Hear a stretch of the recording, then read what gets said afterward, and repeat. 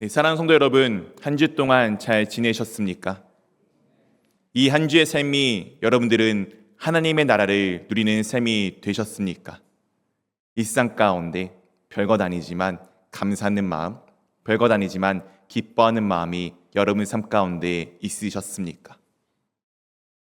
우리 삶 가운데 그 감사함이, 기쁨이 날마다 넘치기를 원합니다. 일상은 참 평범하지만 그 평범함 가운데 주님으로 인하여 감사하는 것, 주님으로 인하여 기뻐할 수 있는 것, 내 삶 가운데 하나님께서 언제나 좋은 것을 주신다는 것을 고백하는 삶, 이것이 하나님의 나라를 누리는 하나님의 백성된 삶일 것입니다. 우리 삶 가운데 매일같이 그 기쁨을 누리기를 원합니다. 오늘은 예수님께서 사마리아라는 지역에서 이제 일어나는 일을 말씀하여 주고 계십니다. 사실 오늘의 이 제목은 제가 좋아하는 이제 찬양의 가사의 이제 부분에서 따왔습니다. 예수님께서 사마리아에 가신 이유는 다른 것이 아니라 오늘 한 여인을 만나기 위하여서였습니다. 이 하나님이신 예수님께서 이 땅 가운데 찾아오신 이유는 사마리아의 한 여인을 만나러 사마리아에 가셨던 것처럼 바로 나를 만나기 위해 이 땅 가운데 오셨습니다. 오늘 말씀을 그냥 어떠한 여인의 이야기로 보지 마시고 바로 그 여인이 바로 나라는 것을 마음에 담고 함께 말씀을 나누어 보기를 원합니다. 오늘 이 배경이 이와 같이 말씀해 주고 있습니다. 요한복음 4장 3절 4절입니다. 유대를 떠나사 다시 갈릴리로 가시세 사마리아를 통과하여야 하겠는지라. 예수님께서 사마리아 지역을 지금 통과하여서 이제 원래 계셨던 갈릴리 지역으로 가시려고 합니다. 이제 예수님께서 남쪽에 있었던 유다 사역을 마치시고 북쪽 갈릴리로 가려고 하시는데 중간에 이제 당시 이스라엘에는 사마리아라는 지역이 있었습니다. 이스라엘 사람들, 유대인들은 이 사마리아 지역을 부정하고 더러운 것이라고 여겼습니다. 그래서 그들은 이 사마리아 지역을 정말 특별한 일이 없다면은 통과하지 않고 원래 하루 만에 갈 수 있는 길을 며칠씩 걸려서라도 돌아가곤 하였습니다. 그러니 사마리아 사람들과 함께 이야기를 하는 것도 그들과 무언가를 같이 하는 것도 생각하지 않던 그 시절에 예수님께서는 그 사마리아 지역을 통과하시기를 원하셨습니다. 오늘의 말씀 가운데는 드러나 있지 않지만 여기는 반드시라는 단어가 포함되어져 있습니다. 오늘 주님께서 바쁘거나 부득이한 사정이 아니라 분명히 의도성을 가지고 그 지역을 반드시 통과하기를 원하셨습니다. 그리고 그 통과하시는 상황 가운데 이런 내용들이 담겨져 있습니다. 5절 6절입니다. 사마리아에 있는 수가라는 동네에 이르시니 야곱이 그 아들 요셉에게 준 땅이 가깝고 거기 또 야곱의 우물이 있더라. 예수께서 길 가시다가 피곤하여 우물 곁에 그대로 앉으시니 때가 6시쯤 되었더라. 예수님께서 지금 사마리아 지역을 통과하면서 수가라는 동네에 이르시게 됩니다. 이 수가라는 동네는 세겜이란 지역으로 우리가 잘 알고 있다시피 아브라함이 가나안 땅에 와서 처음으로 도착하였던 도시, 그리고 야곱이 정착하였던, 그리고 요셉이 죽어서 애굽에서 나와서 그의 시신이 묻힌 곳이 바로 이 세겜 지역입니다. 이스라엘의 조상들, 시작과 같은 그들과 깊이 연관되어져 있는 이 동네에 야곱이 그 아들 요셉에게 준 우물이 있었고 그 우물을 통해서 여전히 이 수가 지역, 세겜 지역 사람들은 먹고 살아갈 수가 있었습니다. 오늘 예수님께서 이 수가라는 동네에 이르시자 무엇 하셨다라고 말씀해 주시죠? 피곤하였다라고 말씀해 주고 있습니다. 참 이게 우리 가운데 은혜입니다. 우리 주님도 피곤하셨습니다. 저도 사실은 이제 어제까지 2박 3일 동안 우리 청소년부 아이들이랑 같이 수련회 갔다 왔는데 이제 힘듭니다. 많이 좀 힘들어요. 아이들이 막 뛸 때 뛰지 못하고 이렇게 조금씩 그냥 뒤꿈치만 깔짝깔짝 거렸는데 체력이 그냥 그때마다 계속 깎여나가는 게 느껴집니다. 그래서 어제 갔다 와서 거의 10몇 시간을 잔 것 같아요.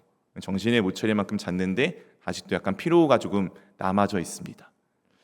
무언가 저 열심히 했는데 참 피곤한 저의 모습을 보면서 아직까지 내가 멀었네라는 것이 아니라 감사하게도는 우리 주님도 피곤하셨다는 것이 우리 가운데 참 은혜가 됩니다. 우리가 삶을 살아가다 보면은 때로는 지칠 때가 있지 않습니까? 때로는 힘들 때가 있지 않습니까? 그때 여러분들 좀 쉼을 얻으십시오. 오늘 주님께서도 길 가다가 피곤하셔서 우물가 곁에서 그대로 앉아 쉬시는 모습을 우리 가운데 말씀하여 주고 있습니다. 그때 시간이 몇 시였다고요? 네, 우리 성경에는 6시, 우리 요즘 시대에는 12시 낮 정오입니다. 요즘 날씨 참 많이 덥지 않습니까? 정오에 나가 보셨습니까? 네, 웬만하면 나가지 마십시오. 네, 정말 일사병 걸려 자칫하면은 목숨을 잃을 수도 있습니다. 정오라는 시간은 그런 시간입니다. 가장 태양이 높고 밝게 빛나는 시간, 가장 그 빛나는 시간이지만 우리 사람들은 그 빛남이 너무나도 감당할 수 없어서, 그 열기를 감당할 수 없어서 함부로 돌아다니지 못하는 시간. 이 당시에 이스라엘의 정오는 그런 시간이었습니다. 사막에 그 태양열이 장렬하는 그 시간에 그 누구도 나와보지 않는 그 시간, 그 상황 가운데 오늘 주님께서 피곤하셔서 수가성에 있는 울뭇가 곁에 앉으셨을 때 일어나는 오늘 이야기들을 우리 한번 같이 보기를 원합니다. 오늘 먼저 살펴볼 첫 번째 관점은 이것입니다. 1번 우리 한번 같이 읽어보도록 하겠습니다. 세상의 관점.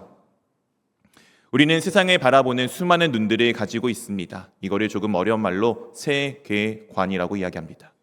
우리 사랑하는 성도 여러분들은 이 세계를 어떤 눈으로 바라보고 계십니까?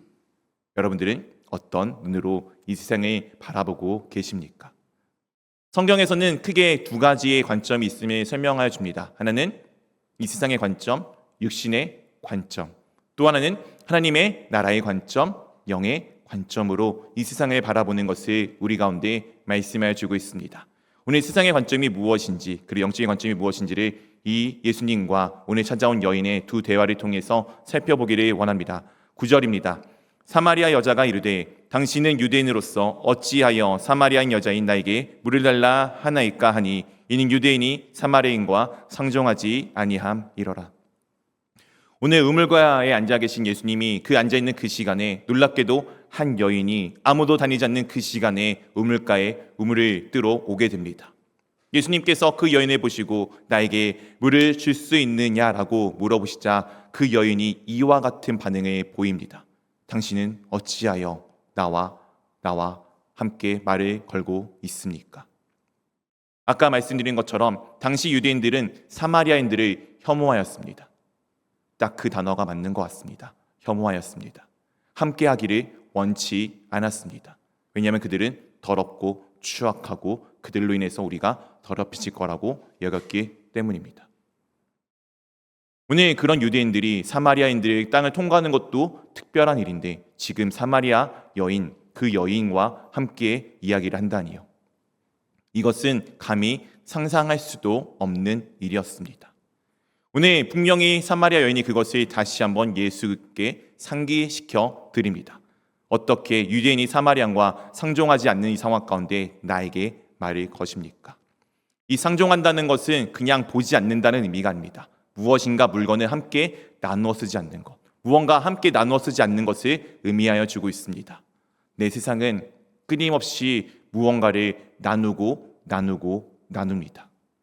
옳고 그른 것, 맞는 것과 그렇지 않은 것, 너와 나 각자의 것들을 나누는 것이 오늘날 우리 시대들의 이 세상의 관점이고 이 세상의 사람들이 살아가는 방법입니다.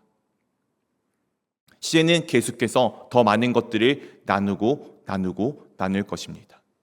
우리 세대들의 이야기를 통해 보면은 알 수 있지 않습니까?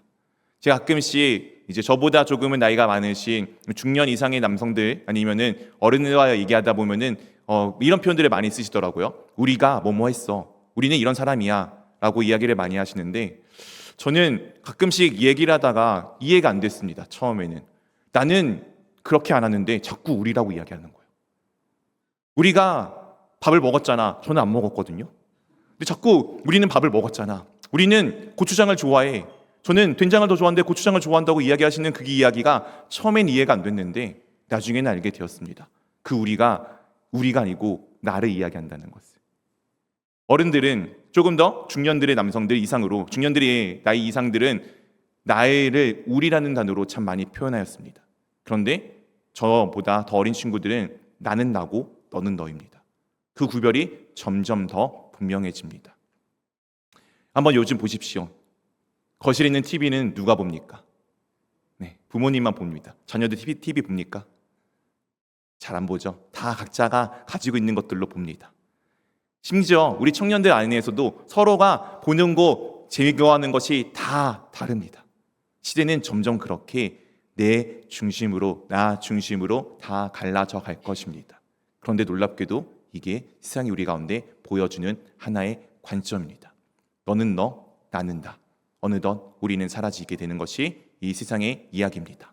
그런 그에게 예수님께서 이렇게 말씀하여 주십니다. 10절입니다. 예수께서 대답하여 이르시되 내가 만일 하나님의 선물과 또 내게 물 좀 달라 하는 이가 누구인 줄 알았더라면 내가 그에게 구하였을 것이요 그가 생수를 내게 주었으리라. 되게 좀 이상한 말씀 아닙니까? 예수님께서 지금 우물 곁에 앉으셨다가 지금 우물을 뜰 수 없는 상황이었기 때문에 이 여자에게 우물물 좀 떠달라고 지금 말씀하셨습니다. 그런데 갑자기 여자가 왜 우리한테 말다는 거는 당신이 나에게 말을 것입니까? 라고 묻자 예수님께서 너가 내가 누구인지 알았더라면은, 내가 하나님의 선물과 또 내게 물 달라고 하는 네가 누구인지 알았더라면은 너가 그에게 구하였을 것이다. 나에게 구하였을 것이다 라고 지금 말하고 있습니다. 이 상황이 좀 이해가 되십니까? 분명히 예수님이 물을 뜰 수 없는데, 물을 뜰 수 없는 상황 가운데 물을 달라고 부탁하였는데 지금 그거에 대해서 왜 그렇게 얘기하느냐는 여인에게 아니 내가 누군지 알았다면은, 너가 하나님의 선물이 무엇인지 알았다면은 나에게 오히려 물을 달라고 하였을 것이야. 그리고 그가 너에게 생수를 주었을 것이야 라고 지금 말씀하여 주십니다. 그런 이 이상한 상황 가운데 여자가 지극히 당연한 반응을 보입니다. 11절 12절입니다. 우리 한 절씩 번갈아 가면서 읽겠습니다. 여자가 이르되 주여 물기를 그릇도 없고 이 우물은 깊은데 어디서 당신이 그 생수를 얻겠사옵나이까?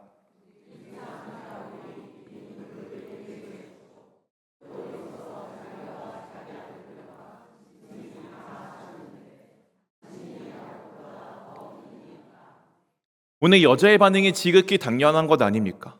지금 예수님께서는 그냥 우물 곁에 앉아 계십니다. 우리의 우물들은 그렇게 깊진 않았지만 이 당시 유대의 우물은 정말 몇백 미터를 파고 들어가요. 그 우물을 깃기 위해서는 당연히 그 우물을 뜰 수 있는 그릇이 필요했습니다. 이 그릇도 없는 이 상황 가운데 어떻게 물을 뜰 수 있습니까? 당신이 이 깊은 우물에 내려가서 그 물을 직접 떠서 가지고 올 수 있습니까? 라고 묻는 여자의 이 물음은 지극히 당연합니다. 그리고 또 묻죠. 이 물은 야곱 때부터 있었던 우물입니다. 적어도 몇 천 년의 시간 동안 그곳에 있었던 우물입니다.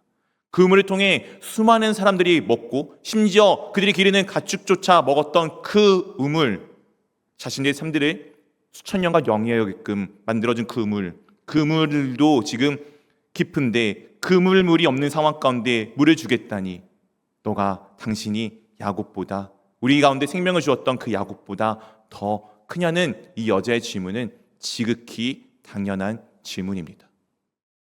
이게 우리가 세상을 바라보는 관점입니다. 너 능력이 있어야지. 너 이것을 해결할 무언가가 있어야지. 그래야지 너가 이 세상을 살아갈 수가 있어. 우리가 자녀들에게 참 많은 이야기하지 않습니까? 너 공부 열심히 해야 돼. 그래야 너가 삶을 잘 살 수 있어. 너 똑똑해야 돼. 돈을 많이 벌어야 돼. 건강해야 돼. 그래야지 이 세상을 잘 살아갈 수 있어. 그 이야기가 틀린 것은 아닙니다. 건강해야 돼요. 똑똑해야 돼요. 공부도 잘해야 돼요.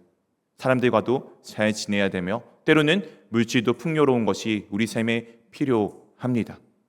그것이 필요 없다는 것은 아닌데 그것이 갖추어진 데 가장 중요한 것이 없다면은 그 모든 것은 다 쓸모없다는 것을 오늘 주님께서 이 여인과의 대화를 통해서 말씀하여 주십니다. 오늘 주님께서 그런 여인에게 이와 같은 대답을 내어놓으십니다. 13절 14절입니다. 예수께서 대답하여 이르시되 이 물을 마시는 자마다 다시 목마르려니와 내가 주는 물을 마시는 자는 영원히 목마르지 아니하리니 내가 주는 물은 그 속에서 영생하도록 솟아나는 샘물이 되리라. 우물물 마신다고 해서 목이 안 마릅니까? 제가 지금 설교하는 동안에 계속 물을 마시지만 저도 계속 지금 목이 마릅니다. 하루에 물 2리터, 3리터를 먹는다고 해도 곧 목이 마른 것은 우리의 모습입니다. 육체적 체험은 우리를 계속 갈급하게 두어요. 똑똑하다고 더 똑똑한 사람이 없으니까. 내가 지식이 많다고 더 많은 지식이 없는 사람이 있습니까? 내가 물질을 가지고 있다고 해서 만족할 것 같습니까? 내가 누구보다 건강하다고 만족할 것 같습니까? 이 세상에 필요한 모든 것들은 채워지면 채워질수록 그 채워짐으로 인해서 만족하는 것이 아니라 무언가 비어져 있는 그 채워지지 않는 허공이 더 드러날 뿐입니다. 우리의 목마름은 계속 있을 거예요. 그런데 오늘 주님께서 무엇을 말씀하십니까? 내가 주는 물을 마시는 자는 영원히 목마르지 아니하리니. 우리는 여기서 우리가 마시는 물이 아님을 좀 깨닫기를 원합니다. 주님이 주시는 물은 무엇입니까? 주님이 주시는 물은 무엇입니까? 이것은 아까 우리 예수님께서 이렇게 말씀하여 주셨습니다. 하나님의 선물. 하나님의 선물. 하나님의 선물은 무엇입니까? 하나님의 선물은 성령 하나님이십니다. 오늘 성령 하나님께서 우리 가운데 찾아오시고 주님이 주신 그 성령 하나님이 우리와 함께 하신다면 우리는 어떻게 한다고요? 영원히 목마르지 아니할 사람이 될 것에 대해서 말씀해 주십니다. 이것이 영원히 살아가는 삶이 되어집니다. 아까 우리가 지난주에 말씀을 나눴던 것처럼 영원한 삶은, 하나님의 나라의 삶은 기뻐하는 삶입니다. 기뻐할 수 없는 가운데 하나님께서 나와 함께 하심을 통하여 기뻐하는 것입니다. 행복하다고 느낄 수 없는 상황 가운데 주님이 나와 함께 하심에 기뻐하는 거예요. 이게 우리 가운데 살아가는 삶의 방식입니다. 세상 사람은 이해할 수 없어요. 그런데 하나님이 누구인지 알잖아요. 예수 그리스도가 누구인지 알잖아요. 그럼 우리는 그분이 나와 함께 하신다는 사실에 얼마나 기뻐할 수 있을지 모르겠습니다. 여러분들은 그 고백을 담아놓고 살아가고 계십니까? 하나님이 나와 함께 하시는 그 기쁨을 정말 날마다 기뻐하시는 삶을 고백하고 계십니까? 원하기는 그 고백이 우리 가운데 있기를 원합니다. 오늘 이렇게 지금 말씀하시는 주님 앞에 여자가 이런 이야기를 하게 됩니다. 15절입니다. 여자가 이르되 주여 그런 물을 내게 주사 목마르지도 않고 또 여기에 길러 오지도 않게 하소서. 얼마나 그렇겠습니까? 정말 우리는 누구나 다 갈급함이 있어요. 부족함이 있어요. 그것을 채워준다고 하면은 우리는 그것에 대해서 얼마나 갈망하겠습니까? 오늘 이 갈망을 내어놓고 있는 여인에게 오늘 주님께서 이렇게 물어보십니다. 그 물어봄이 이런 주제를 가지고 있습니다. 우리 두 번째 주제 같이 읽어보도록 하겠습니다. 우리의 오해. 우리는 이 세상을 향해서 수많은 오해가 있습니다. 그리고 이 사마리아 여인에 대해서도 이런 오해를 가지고 있습니다. 그 오해 배경이 이와 같습니다. 16절부터 18절까지입니다. 우리 한 절씩 번갈아 가면서 읽겠습니다. 이르시되 가서 내 남편을 불러오라.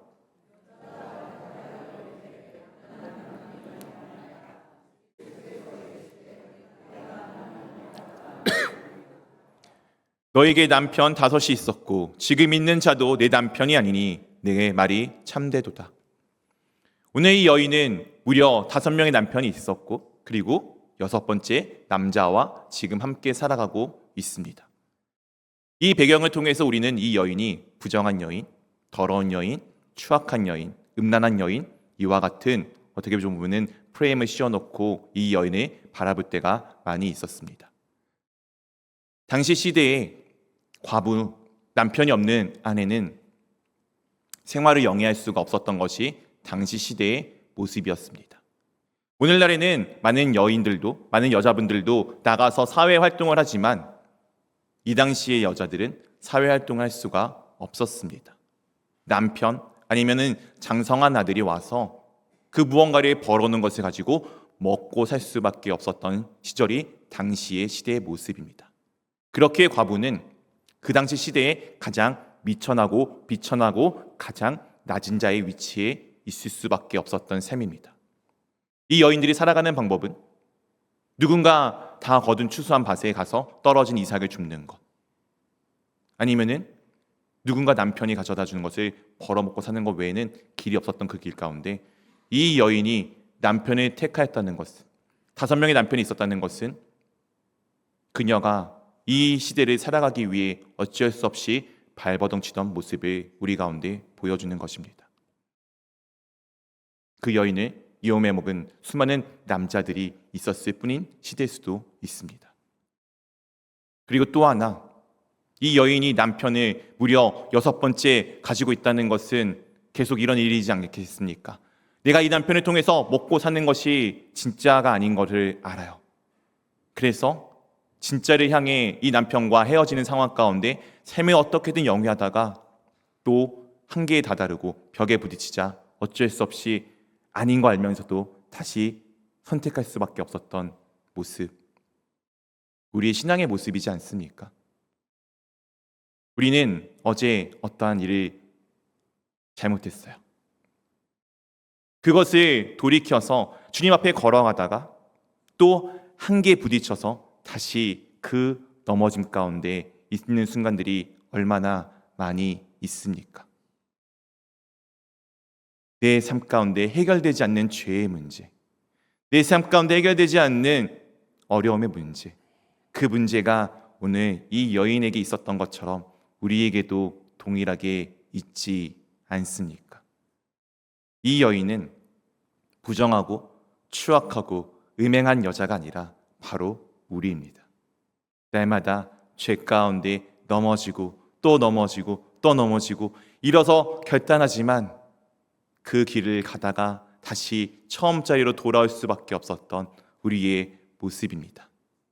오늘 그 여인이 주님 앞에 자신의 삶에 있는 그대로 고백하자 주님께서 그것을 있는 그대로 받아주십니다. 이 참되다는 것은 좋다라는 거예요. 그래, 너의 대답이 나에게 참 좋구나. 우리가 하나님 앞에 기도하는 것이 무엇입니까? 내가 안 됨을 기도하는 거예요. 내가 할 수 없음을 기도하는 거예요. 내가 잘하는 거 기도하고 원하는 거 기도하고 바라는 것도 기도하는 것도 중요하지만 하나님 아버지시잖아요. 내가 어제 잘못한 거 오늘 또 구하면 어떻습니까? 내일 또 구하면 어떻습니까? 주님은 그거를 기뻐하십니다. 오늘 이 여인이 이 예수님이 자신의 상황을 아는 것을 보자 이렇게 대답을 내어놓습니다. 19절입니다. 여자가 이르되 주여 내가 보니 선지자로소이다. 예수님을 선지자라고 고백합니다. 야, 무언가 뛰어난 존재, 무언가 좋은 존재. 우리가 예수님을 이렇게 참 많이 생각해요. 예수님 나에게 좋으신 분이지, 내가 기도하면은 뭔가 열심히 하면은 내게 좋은 것을 주시는 분이셔 라는 고백을 담아내 놓습니다. 진짜 예수님은 그냥 단순히 그런 좋은 분이실까요?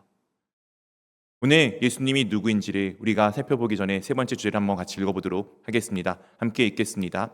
영생하는 샘물이 솟는 삶. 우리는 영원한 생물이 솟는 삶을 살아가야 될 필요가 있습니다.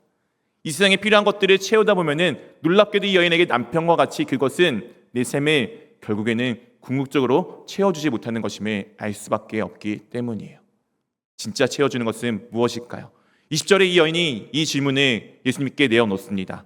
우리 조상들은 이 산에서 예배하였는데 당신들의 말은 예배할 곳이 예루살렘에 있다 하더이다. 이 여인도 정답을 알고 있어요. 우리도 정답을 알고 있지 않습니까? 내 삶에 돌아볼 때 안 되는 것이 있지만 주님 앞에 나가는 게 정답인 것 우리는 다 알고 있습니다. 이 여인도 그것을 알고 있었어요. 그런데 궁금합니다.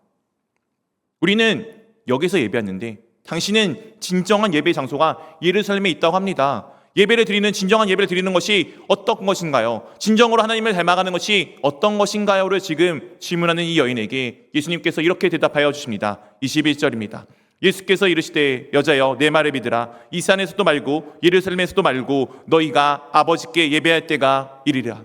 중요한 것은 너희가 생각하는 그 진짜가 무엇이 아니야. 어떻게 하면 진정으로 하나님 앞에 예배드려지고 내가 어떻게 하면 진정으로 하나님께 삶을 살아가는지를 너희가 궁금해할 필요가 없어.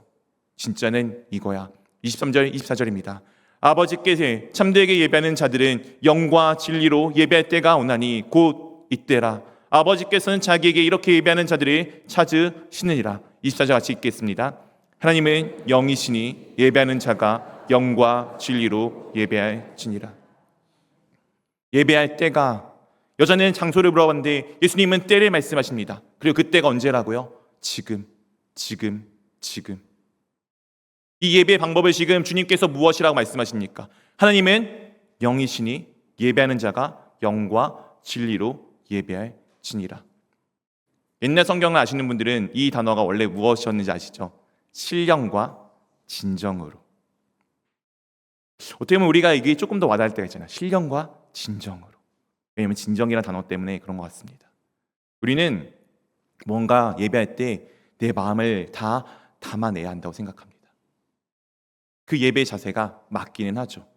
그런데 생각해 보십시오. 여러분들 담아낸 진심이, 그 진심이 변하지 않는 정말 진리입니까? 우리가 누군가에게 이야기하잖아요. 내가 진심으로 너를 사랑해. 제 아들이 태어났을 때 그런 마음을 가졌습니다. 내가 진심으로 너의 삶을 지켜줄게. 네, 살아가다 보니 아버지라 부족하더라고요. 안 될 때도 많더라고요. 당시에 진심이었는데 그 진심이 있는데도 안 지켜질 때가 참 많더라고요. 진심은 진심이었지만 그것이 진리가 되지는 않습니다. 그것이 변하지는 않는다는 것이 아닙니다. 즉 변할 때가 있다는 것입니다. 진정으로 주님 앞에 엎드려져 예배했는데 그 예배가 오늘까지 이어집니까? 우리 어제 농담처럼 이야기했습니다. 청소년부 아이들 은혜 받고 내려왔어요. 내려오는 길에 분명히 엄마 잔소리 한마디에 너희들 다 무너질걸? 이렇게 얘기했습니다. 엄마는 말이야 내가 은혜 받고 왔는데 엄마 때문에 내가 지금 은혜가 날아가게 생겼어, 이런 얘기 할 거라고 이야기를 해주었습니다. 왜냐하면 그게 저의 경험이었거든요. 그 순간에 수련 때는 진심이었어요. 정말 하나님을 따르겠다 진심으로 여겼는데 그 진심이 누군가의 잔소리 하나에 다 무너지더라고요. 이게 우리의 예배 모습 아닙니까? 그래서 오늘의 말씀이 진정으로 우리 가운데 참된 말씀으로 바뀌었습니다. 무엇과 무엇으로요? 영과 진리입니다. 진정, 진심이 아니라 영, 성령 하나님이십니다. 진리 누구이십니까? 우리의 주님이신 예수 그리스도이십니다. 예배는 어떻게 하는 거라고요? 성령과 예수 그리스도를 통해서 드려지는 것입니다.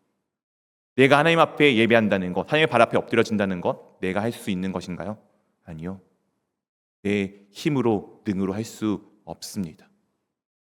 이게 예배 드리는 사람들의 자세예요. 성령 하나님 도와주세요. 예수님 도와주세요. 성령 하나님 없이는 나는 하나님을 따를 수 없습니다. 예수 그리스도 없이는 나는 주님을 알 수가 없습니다. 이게 우리의 고백이 되기를 원합니다. 마음을 담아내는 예배 중요해요. 그런데 진짜 예배는 마음을 넘어서 예수 그리스도 없이, 성령 하나님의 도우심 없이 할 수 없음을 고백하는 것입니다.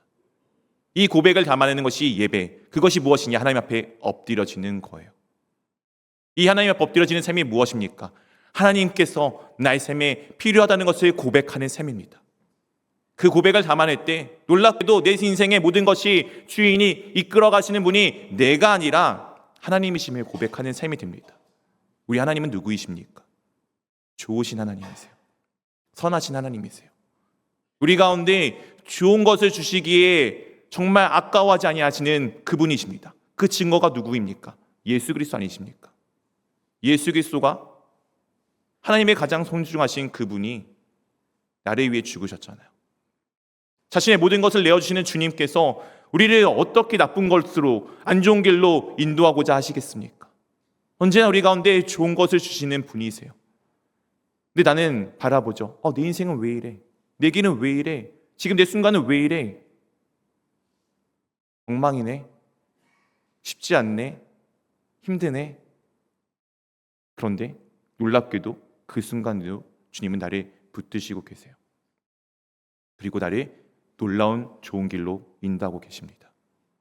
그 고백을 담아내는 사람이 영과 진리로 주님 앞에 예배하는 삶, 엎드려지는 삶, 그렇게 하나님을 기뻐할 수 있는 사람이 되게 됩니다. 오늘 이 여인이 이 이야기를 듣고 이런 일을 고백하게 됩니다. 28절 29절입니다. 여자가 물동이를 버려두고 동네로 들어가서 사람들에게 이르되 내가 행한 모든 일을 내게 말하는 사람을 와서 보라. 이는 그리스도가 아니냐 하니. 그가 그리스도라는 고백을 담아냈고 지금 자신이 갖고 있었던 그 우물물의 그 양동이를, 자신의 생명을 이어주던 그 물덩이를 던져버리고, 세상의 관점을 던져버리고 예수 그리스도를 전하러, 그 누구도 만나기 싫었던 그 여인이 자신의 동네 가운데 전하러 갑니다. 그리고 그곳에서 수많은 사람들이 예수님과 이틀을 더 이야기를 하고 그들이 이런 고백을 담아 내어놓습니다. 42절 같이 읽어보도록 하겠습니다. 그 여자에게 말하되 우리가 믿는 것은 내 말로 인함이 아니니 이는 우리가 친히 듣고 그가 참으로 세상의 구주신 줄 알미라 하였던. 그 여인의 말이 아니고 우리가 친히 듣고 참으로 그가 구주인지 그리스도인지 내 삶의 주인이심을 고백하는 이 고백이 우리의 고백이 되기를 원합니다. 말씀을 맺겠습니다. 우리는 세상을 바라보는 세상의 관점을 가지고 살아갑니다. 그건 어쩔 수 없는 눈이에요. 그런데 우리는 그 너머에 계신 하나님의 눈을 바라보기를 원합니다. 하나님이 원하시는 것은 우리가 주님 앞에 주님과 함께 살아가는 거예요. 그 삶을 살아가기 위해서는 우리가 예수 그리스도 없이 성령님의 도우심 없이 아무것도 할 수 없음을 고백하는 것입니다. 그 고백을 담아내는 우리는 하나님과 함께하는 영원한 하나님의 나라의 삶들을 살아갈 것입니다. 그 삶은 상황과 환경을 보는 이 세상의 눈이 아니기 때문에 주님이 나와 함께 하심을 알기에 상황과 환경을 넘어서 주님이 함께 하심을 기뻐하는 삶입니다. 그 삶이 누군가를 통해서 내게 들렸다면 이제부터는 내가 그 삶 가운데 살아가기를 기도하며 꿈꾸며 나아가시기를 주님의 이름으로 축원드립니다.